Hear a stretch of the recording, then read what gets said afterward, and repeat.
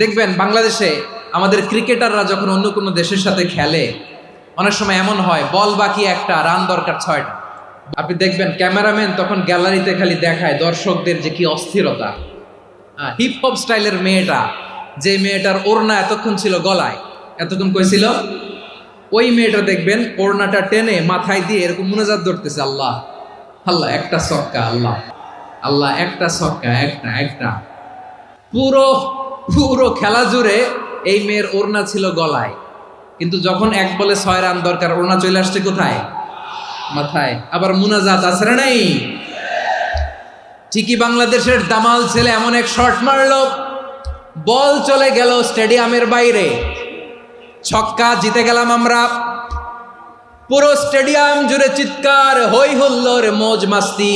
যেই মেয়েটা মাথার মধ্যে ওড়না দিয়ে এতক্ষণ সুবহানাল্লাহ সুবহানাল্লাহ বলে আল্লাহর কাছে দোয়া করেছে, ওই মেয়ে এখন আবার ওড়না ফেলে দিয়ে নাচা শুরু করে দিয়েছে। তাহলে আল্লাহর ভয়, আল্লাহর প্রতি আস্থা, বিশ্বাস, ভালোবাসা, এটা কি ক্ষণিকের জন্য?